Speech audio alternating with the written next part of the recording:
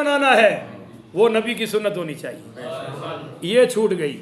بعد والی سنتیں اکثر لوگ چھوڑتے جا رہے ہیں, یہ بھی اہل سنت کا طریقہ نہیں. اور بعد کے سنتے پڑھ کے پھر دعا کروانا, امام صاحب کے ساتھ دعا کروانا, یہ اہل سنت کا طریقہ رہا ہے.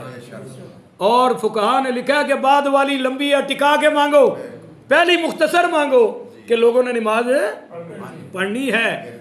اور بھائیو یہ کہ مجبوری ہے جانا ہے تو مجبوری وہ بنے گی جو اس کو شریعت مجبوری کہے. کل مجھے فون آیا بنی کے تارڑ سے ایک علامہ صاحب کا, خطیب صاحب کا, کہ مجھے فلاں تکلیف ہے, میں گیا ہوں حافظ آباد دوائی لے کر آیا ہوں, اب بہت زیادہ تکلیف ہے تو روزہ افطار کر لوں. الحمدللہ تھوڑے خادم کو مولوی بھی پوچھ دینے الحمدللہ. بڑے بڑے آئمہ مساجد جب ان کو ضرورت ہوتی ہے آپ کے اس رضاکار کو یاد کرتے ہیں, ان کو یہ اعتماد ہے کہ مسئلہ صحیح کرتا ہے, اور کو کم ہے نا کہ نہیں, ان کو خوبی ہے نہیں, گل صحیح کرتا ہے. تو انہوں نے مجھ سے کہا, میں نے کہا دیکھو بھائی اگر ڈاکٹر یہ کہہ دے کہ جان کو خطرہ ہے, کہتا جی ڈاکٹر نے تو میں نے اتھے ہی کہا ہے تو ہونے ہی کھول, تو میں ان دی منی. میں نے کہا بس وہ ڈاکٹر ذرا کھلے دل کا مالک ہوگا, اللہ کا ڈر کم ہوگا. ڈاکٹر یہ ہو, ڈاکٹر ہو دیندار پابند شرع, اور وہ کہے کہ تیری جان کو خطرہ ہے تو پھر آپ روزہ افطار. اور دوسری کنڈیشن کہ واقعی خطرہ ہو, کیونکہ جان کا خطرہ مجھے پتہ چلے گا یا ڈاکٹر کو, جس سے ہو رہی ہے نا درد مجھے ہو رہی ہے تو مجھے پتہ ہے نا. تو میں نے ان سے کہا کہ اگر آپ حافظ آباد چلے گئے دوائی لے آئے اور اب تک ماشاءاللہ قائم ہے تو گھنٹہ اور رہ گیا ہے. عصر کے بعد پوچھ رہے تھے نا, تو میں نے کہا گھنٹہ ویخ لو, اگر کٹ سکتے ہو تو ٹھیک ہے, اور اگر ایک دو سال نکل جان توڑے اور سمجھو اور باقی دے بھی گئے تو پھر آپ افطار کر لے, پھر کوئی خطرے کی بات ہے. تو میں نے جب اس انداز سے سمجھایا کہنے لگا حجے تو میں 3 گھنٹے کٹ جاؤں گا. میں کہا میں تگڑے رہو. اگر ڈاکٹر صاحب بھی اسی طرح سمجھاتے تو اس کو خطرہ, پر ڈاکٹر نے کہا کھول دو شریعت آسان ہے. میں کہا ایڈی آسان بھی نہیں کہ صبح تو لے کے عصر تک رکھ لے جو کو کھول کے بیٹھے ہوئے, ایڈی آسان بھی. لوگ کہتے ہیں 2 مولوی ٹی وی میں لگے ہوئے تھے, میں نے خود کلپ سنا ہے, ہوں تو ٹی وی بادشاہ بن گیا, سب تو بڑا مفتی ٹی وی ہے, یوٹیوب اس تو بڑا مفتی, اور گوگل علامہ صاحب بن گئے نے, جڑا مسئلہ ہے جی گوگل تو پوچھ لو. تو ٹی وی پہ وہ دونوں کہہ رہے تھے کہ حضور نے فرمایا بلال جب اذان دے تو کھانا پینا بند ہے. واقعی فرمایا حضور نے, پر بلال وہ نماز والی اذان نہیں دیتے تھے, جگانے کے لیے اذان دیتے تھے.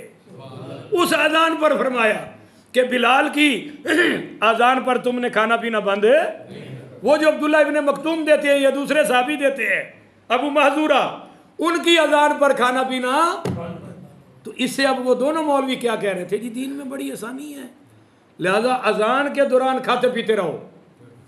اور مجھے کراچی سے فون آیا, اور وہ بھی خطیب تھے, عالم تھے, کہنے لگے شاہ صاحب میں نے سفر میں تھا, کھڑا ہوا, اذان آخر پہ تھی, کوئی آواز آ رہی تھی, میں نے وہ جوس پیا, سحری تو میں کر نہیں سکتا تھا, تو کیا میرا روزہ ہے؟